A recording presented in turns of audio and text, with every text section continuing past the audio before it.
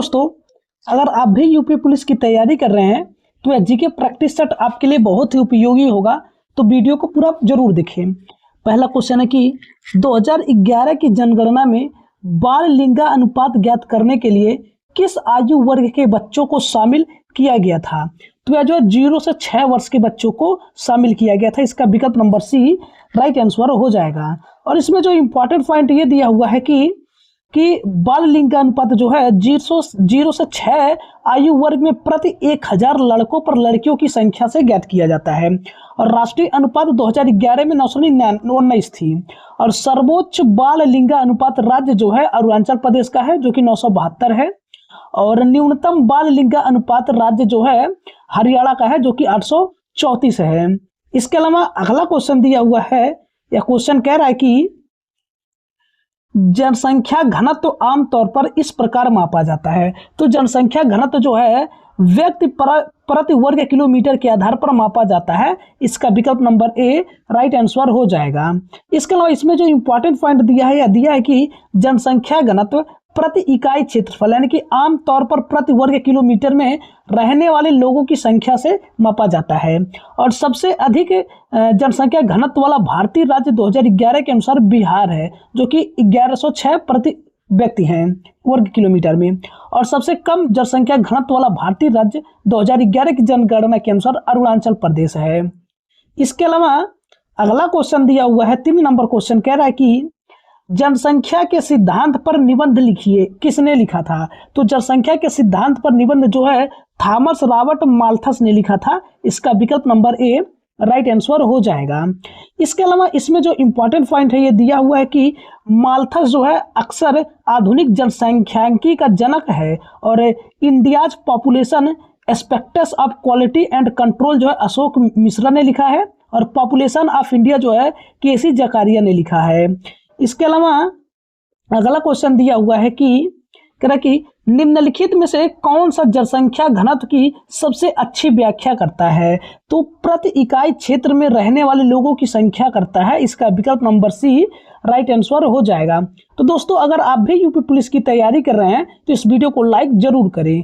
अगला क्वेश्चन है कि अवधि ... को स्थिर जनसंख्या वृद्धि की अवधि के रूप में जाना जाता है। तो वह जो है अवधि 1921 से 1951 है। इसका विकल्प नंबर बी जो है राइट आंसर हो जाएगा।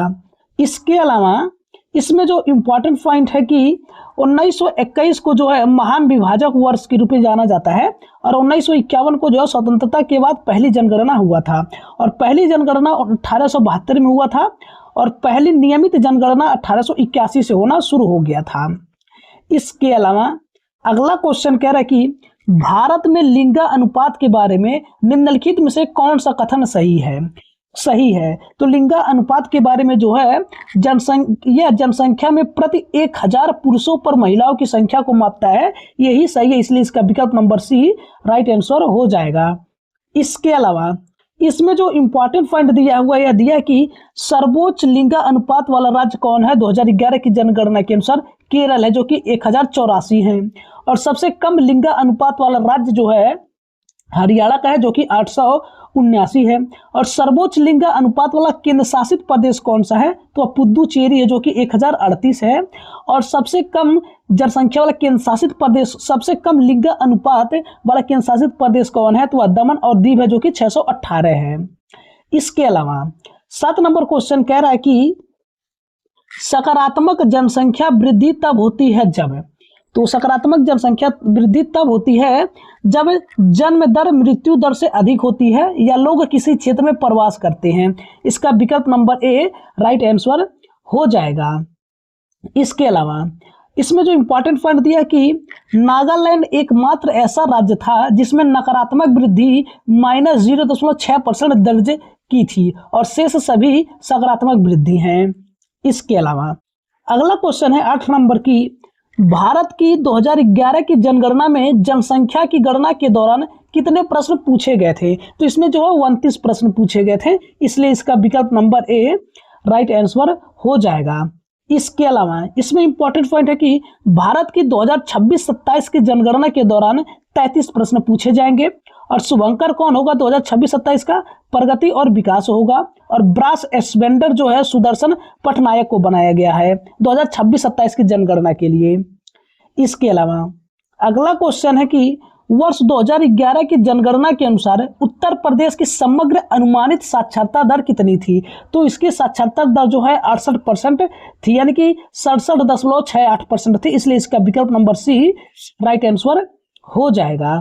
इसके अलावा कह रहा है कि अगला क्वेश्चन कि राष्ट्रीय जनसंख्या नीति एनपीपी 2000 को भारत सरकार द्वारा कब अपनाया गया था? तो भारत सरकार द्वारा फरवरी 2000 में अपनाया गया था, इसका विकल्प नंबर सी राइट आंसर हो जाएगा। इसके अलावा अगला क्वेश्चन कह रहा है कि अगला क्वेश्चन है कि निम्नलिखित में से कौन सा संचालन आंतरिक प्रवास का सबसे अच्छा प्रतिनिधित्व करता है? तो जो है महाराष्ट्र से गुजरात करता है, इसका विकल्प नंबर बी राइट आंसर हो जाएगा। कह रहा है कि आंतरिक प्रवास किसे कहते हैं? किसी देश की सीमा के भीतर ही लोगों का एक स्थान से दूसरे स्थान पर जाकर बसना आंतरिक प्रवास कहलाता है। इसके अलावा अगला क्वेश्चन कह रहा है कि अस्थि मज्जा का मुख्य कार्य क्या है? तो अस्थि मज्जा का मुख्य कार्य जो है रक्त कोशिकाओं का निर्माण करना है, इसलिए इसका विकल्प नंबर बी जो है राइट आंसर हो जाएगा। इसके अलावा अगला क्वेश्चन कह रहा है 13 नंबर क्वेश्चन की मानव शरीर की सबसे लंबी हड्डी कौन सी है? तो मानव शरीर की सबसे लंबी हड्डी फीमर है, इसका विकल्प नंबर सी राइट आंसर हो जाएगा। इसके अलावा इसमें जो इंपॉर्टेंट है कि शरीर की सबसे भारी और टिकाऊ हड्डी भी फीमर है और शरीर की सबसे छोटी हड्डी स्टेपस है जो कि कान में पाई जाती है। और अगला क्वेश्चन है कि हड्डियों का अध्ययन विज्ञान की किस शाखा में किया जाता है? तो हड्डियों का अध्ययन जो है विज्ञान की ऑस्टियोलॉजी शाखा में किया जाता है, इसका विकल्प नंबर बी जो है राइट आंसर हो जाएगा। इसके अलावा अगला क्वेश्चन क्या कह रहा है? कह रहा है कि ओडोंटोलॉजी किसका अध्ययन है? तो ओडोंटोलॉजी जो है दांतों का अध्ययन करना कहलाता है, इसलिए इसका विकल्प नंबर सी जो है राइट आंसर हो जाएगा। इसके अलावा अगला क्वेश्चन है कि टीबिया नामक हड्डी कहाँ पाई जाती है? तो टीबिया नामक हड्डी जो है पैर में पाई जाती है। कहाँ पाई जाती है? पैर में पाई जाती है, इसका विकल्प नंबर सी राइट आंसर हो जाएगा। इसके अलावा टीबिया, इसे पिंडली की हड्डी भी कहा जाता है, टीबिया को। इसके अलावा अगला कि न्यूट्रॉन की खोज करने वाले वैज्ञानिक कौन थे? तो न्यूट्रॉन की खोज करने वाले वैज्ञानिक जेम्स चैडविक थे। कौन थे? जेम्स चैडविक, इसका विकल्प नंबर सी राइट आंसर हो जाएगा। इसके अलावा अगला क्वेश्चन है कि आवोगाद्रो संख्या यानी का मान क्या है? तो आवोगाद्रो संख्या का मान 6.022 गुणे 10 पर घात 23 हो जाएगा, इसका विकल्प नंबर ए राइट आंसर हो जाएगा। और इसमें इंपॉर्टेंट पॉइंट है कि आवोगाद्रो संख्या किसी भी पदार्थ के एक मोल में मौजूद परमाणुओं, अणुओं या आयनों की कुल संख्या को दर्शाता है, इसी को आवोगाद्रो संख्या कहते हैं। इसके अलावा अगला क्वेश्चन है कि किसी तत्व का वह सूक्ष्मतम कण जो स्वतंत्र अवस्था में रह सकता है क्या कहलाता है? तो वह जो है अणु कहलाता है। क्या कहलाता है? अणु कहलाता है, इसका विकल्प नंबर बी राइट आंसर हो जाएगा।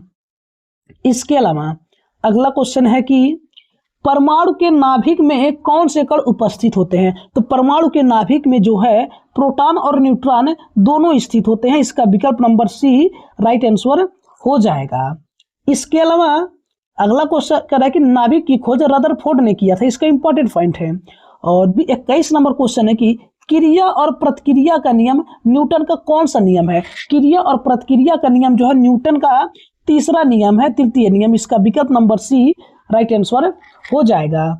इसके अलावा अगला क्वेश्चन कह रहा है कि चलती हुई बस के अचानक रुकने पर यात्री आगे की ओर झुक जाते हैं, यह किसका उदाहरण है? तो यात्री आगे की ओर चलती बस के रुकने पर रुक जाते हैं, यह जो है किसका नियम है?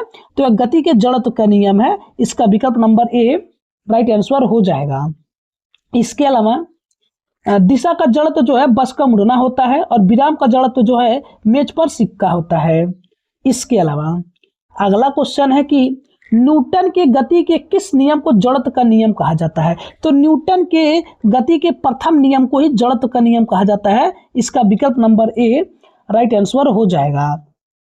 और अगला क्वेश्चन क्या कह रहा है, कह रहा है कि वेग में परिवर्तन की दर को क्या कहा जाता है। तो वेग में परिवर्तन की दर को एक्सीलरेशन कहा जाता है, त्वरण कहा जाता है। इसका विकल्प नंबर सी राइट आंसर हो जाएगा। और अगला क्वेश्चन है कि किसी वस्तु द्वारा तय किए गए मार्ग की कुल लंबाई को क्या कहते हैं। तो किसी वस्तु द्वारा तय किए गए मार्ग की कुल लंबाई को जो है क्या कहते हैं, तो यह जो है दूरी कहा जाता है। इसका विकल्प नंबर बी राइट आंसर हो जाएगा। और कह रहा है कि अगला क्वेश्चन 26 नंबर क्वेश्चन है कि किस राज सागर बांध को किस नदी पर बनाया गया है। तो किस राज सागर बांध को जो है यह कावेरी नदी पर बनाया गया है। इसका विकल्प नंबर ए राइट आंसर हो जाएगा। इसके अलावा कह रहा है कि इसके में इंपॉर्टेंट पॉइंट है कि रिहंद बांध जो है रिहंद नदी उत्तर प्रदेश में है, कोयना बांध जो है कोयना नदी महाराष्ट्र पर बना है, और इंद्रावती बांध जो है इंद्रावती नदी ओडिशा में बना है, और गांधी सागर बांध जो है चंबल नदी मध्य प्रदेश में बना है। इसके अलावा अगला क्वेश्चन है कि तिलैया बांध भारत के किस राज्य में स्थित है। तो जो तिलैया बांध है भारत के झारखंड राज्य में स्थित है। इसका विकल्प नंबर सी जो है राइट आंसर हो जाएगा। तो दोस्तों अगर आपको वीडियो अच्छा लग रहा है तो वीडियो को लाइक करें और अपने दोस्तों के पास शेयर जरूर करें। कह रहा है कि मैंटूर बांध जो है कावेरी नदी पर तमिलनाडु में बना है, और इदुक्की बांध जो है पेरियार नदी में केरल में बना हुआ है, और अलमाटी बांध कृष्णा नदी पर कर्नाटक राज्य में बना हुआ है। इसके इंपॉर्टेंट पॉइंट थे। इसके अलावा अगला क्वेश्चन है कि अलकनंदा और पिंडारी नदियों का संगम स्थल निम्नलिखित में से कौन सा है।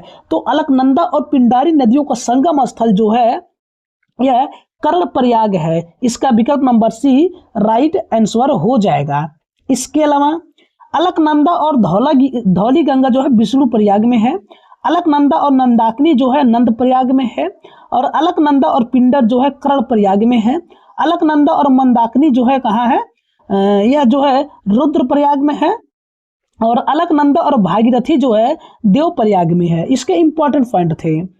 इसके अलावा अगला क्वेश्चन क्या कह रहा है, कह रहा है कि निम्नलिखित में से कौन सी नदी भारत में सर्वाधिक राज्यों से होकर के गुजरती है। तो ये जो गंगा नदी है सर्वाधिक राज्यों से होकर के गुजरती है, इसलिए इसका विकल्प नंबर सी जो है राइट आंसर हो जाएगा।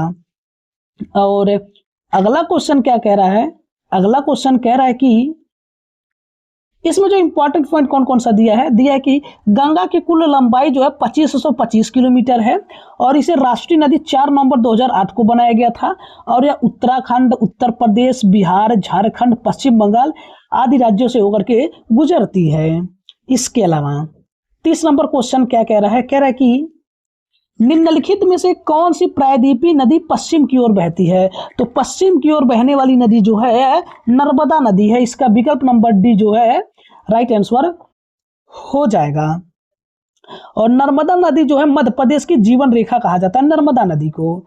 इसके अलावा अगला है कि सिंधु नदी जल संधि 1960 के अनुसार भारत नदी का कितना प्रतिशत पानी काम में ले सकता है। तो जब 20% पानी काम में ले सकता है। इसका विकल्प नंबर ए राइट आंसर हो जाएगा। इसके अलावा 80% पानी जो है पाकिस्तान काम में ले सकता है सिंधु नदी जल संधि का। इसके अलावा संधि की मध्यस्थता जो है विश्व बैंक के द्वारा किया जाता है सिंधु नदी जल संधि की। इसके अलावा अगला कि जोग जलप्रपात निम्नलिखित में से किस राज्य में स्थित है। तो जो जोग जलप्रपात है यह कर्नाटक राज्य में स्थित है। कहाँ है, कर्नाटक राज्य में स्थित है। इसका विकल्प नंबर बी जो है राइट आंसर हो जाएगा। इसके अलावा कह रहा है कि यह शरावती नदी इसका स्थान जो है शरावती नदी पर बना है, और यह कर्नाटक राज्य में है, और इसकी ऊंचाई 253 मीटर है यानी कि 830 फीट है, और इसका अन्य नाम जो है गेरोसोप्पा और महात्मा गांधी जलप्रपात है। और अगला क्वेश्चन क्या कह रहा है, कह रहा है कि माजुली नदी द्वीप निम्नलिखित में से किस नदी में स्थित है। तो जो माजुली नदी द्वीप है यह ब्रह्मपुत्र नदी में स्थित है। इसका विकल्प नंबर ए राइट आंसर हो जाएगा, जो कि असम राज्य में स्थित है। इसके अलावा अगला क्वेश्चन कह रहा है कि इसमें इंपॉर्टेंट पॉइंट है कि विश्व का सबसे बड़ा नदी द्वीप जो है माजुली नदी द्वीप है, और 2016 में इसे भारत के पहले द्वीप जिला का दर्जा दिया गया। इसके अलावा अगला क्वेश्चन है कि चित्रकूट जलप्रपात भारत के नियाग्रा जलप्रपात के रूप में जाना जाने वाला एक प्राकृतिक जलप्रपात है जो भारत के छत्तीसगढ़ राज्य में डाडट नदी पर स्थित है। तो यह छत्तीसगढ़ राज्य में किस नदी पर स्थित है? तो यह जो है इंद्रावती नदी पर स्थित है। इसका विकल्प नंबर बी जो है राइट आंसर हो जाएगा। इसके अलावा दोस्तों अगर वीडियो अच्छा लग रहा है तो वीडियो को लाइक करें और अपने दोस्तों के पास शेयर जरूर करें। अगला कि निम्नलिखित में से कौन सी नदी मध्य प्रदेश में धुआंधार जलप्रपात बनाती है? तो मध्य प्रदेश में धुआंधार जलप्रपात जो है नर्मदा नदी बनाती है। इसका विकल्प नंबर ए जो है राइट आंसर हो जाएगा। इसके अलावा अगला क्वेश्चन क्या कह रहा है? कह रहा है कि भारत के संविधान के बारे में निम्नलिखित में से कौन सा कथन सही नहीं है? तो संविधान के बारे में जो है मूल संविधान में 25 भागों में 395 अनुच्छेद और 12 अनुसूचियां थी, यही इसका गलत है। बाकी ऑप्शन ए बी सी जो है राइट आंसर है, इसलिए इसका विकल्प नंबर डी राइट आंसर हो जाएगा। और मूल संविधान में जो है 22 भाग 395 अनुच्छेद और 8 अनुसूचियां थी, और इसमें दिया 25 भाग 395 अनुच्छेद और 12 अनुसूचियां थी, इसलिए वो ऑप्शन नंबर गलत हो जाएगा, वही राइट आंसर है। कह रहा है कि मूल रूप से भारत के संविधान में डॉट अनुसूचियां हैं। तो मूल रूप से भारत के संविधान में 8 अनुसूचियां हैं, इसका विकल्प नंबर ए राइट आंसर हो जाएगा। और भारत के संविधान में वर्तमान में 12 अनुसूचियां स्थित हैं। इसके अलावा अगला क्वेश्चन कह रहा है कि भारतीय संविधान के निम्नलिखित में से किस भाग में नागरिकता का वर्णन किया गया है? तो नागरिकता का वर्णन जो है भाग 2 में किया गया है, इसलिए इसका विकल्प नंबर ए राइट आंसर हो जाएगा। इसके अलावा दोस्तों अनुच्छेद भाग 2 में अनुच्छेद 5 से 1 तक है, और एकल नागरिकता का प्रावधान जो है ब्रिटेन से लिया गया है।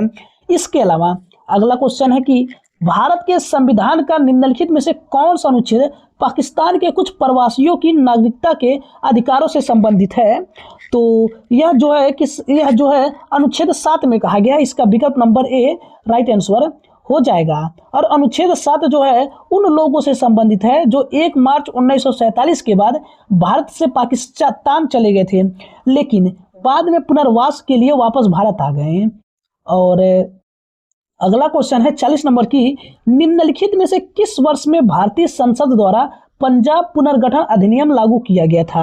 तो यह जो है 1966 में किया गया था, इसका विकल्प नंबर ए राइट आंसर हो जाएगा। और इस अधिनियम के तहत 1966 में पूर्ववर्ती पंजाब राज्य को विभाजित कर हरियाणा के भाषाई आधार पर और हिमाचल प्रदेश पहाड़ी क्षेत्र बनाया गया, जबकि चंडीगढ़ को केंद्र शासित प्रदेश बनाया गया था, और राज्य पुनर्गठन अधिनियम 1956 में आया। इसके अलावा दोस्तों अगला क्वेश्चन क्या कह रहा है? कह रहा है कि भारतीय संविधान के किस अनुच्छेद में नए राज्य की प्रवेश या स्थापना का प्रावधान दिया गया है? तो यह जो है अनुच्छेद 2 में कहा गया है, इसका विकल्प नंबर बी राइट आंसर हो जाएगा। इसके अलावा इसमें इंपॉर्टेंट पॉइंट है कि अनुच्छेद 2 जो है संसद को यह शक्ति देता है कि वह ऐसे राज्यों को भारतीय संघ में शामिल कर सके जो पहले से भारत का हिस्सा नहीं थे। उदाहरण के लिए 1975 में सिक्किम का भारत में विलय इसी अनुच्छेद के तहत हुआ था।